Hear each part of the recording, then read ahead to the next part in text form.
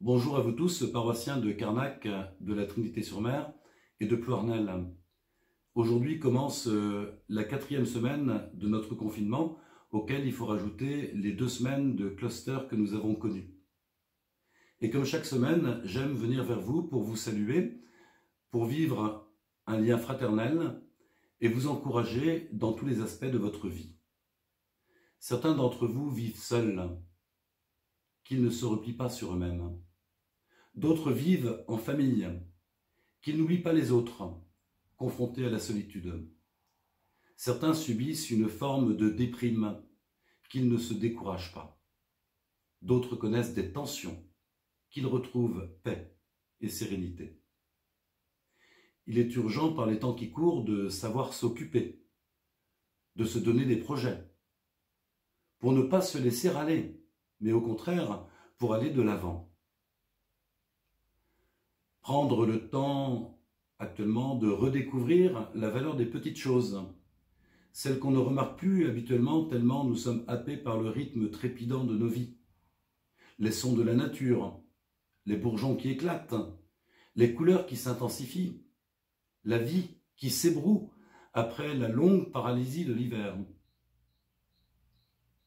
Depuis dimanche dernier, avec le dimanche des rameaux, nous sommes entrés dans la Semaine Sainte, une semaine essentielle pour la vie des chrétiens. Et nous allons accompagner Jésus dans son chemin d'offrande de lui-même pour le salut du monde entier.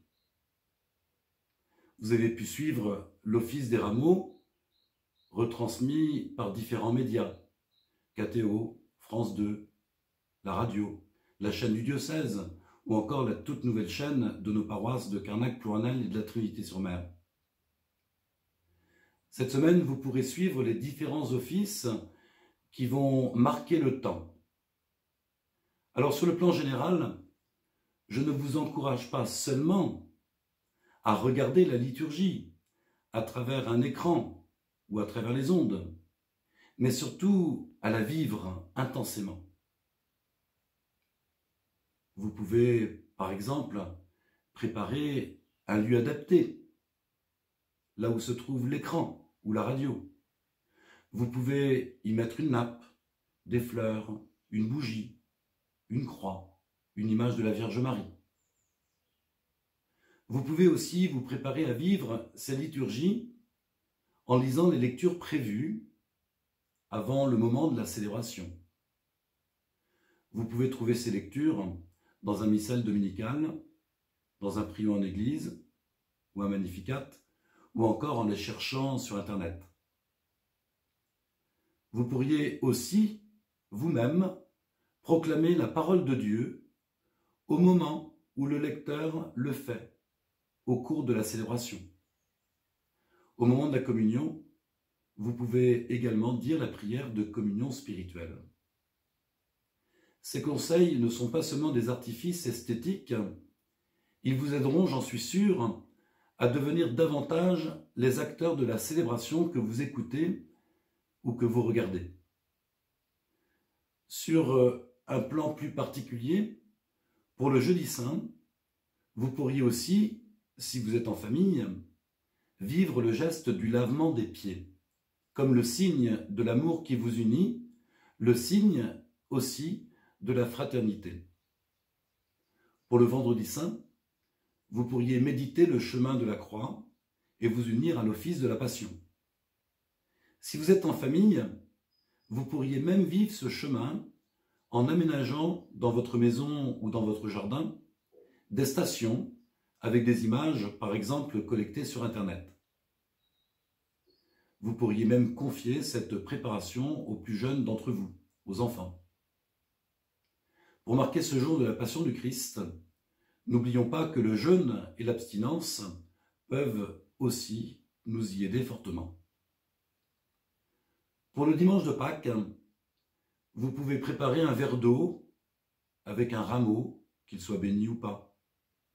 Si vous cherchez un rameau béni, rien de plus simple. Si vous pouvez vous déplacer jusqu'aux églises paroissiales, il y en a pas mal qui sont laissés devant les autels pour que les chrétiens puissent les prendre et les mettre dans leur maison près des crucifix.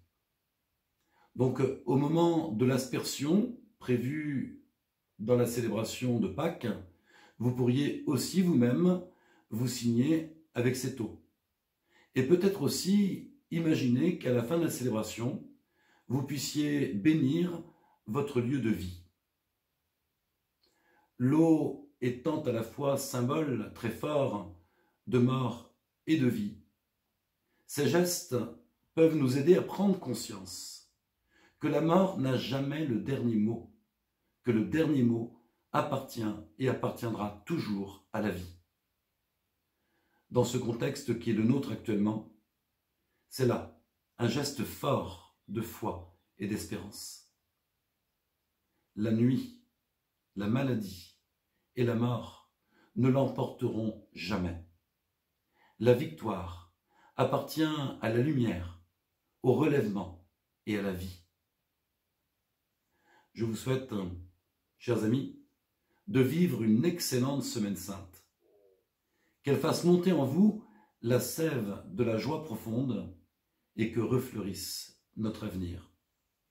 Excellente semaine.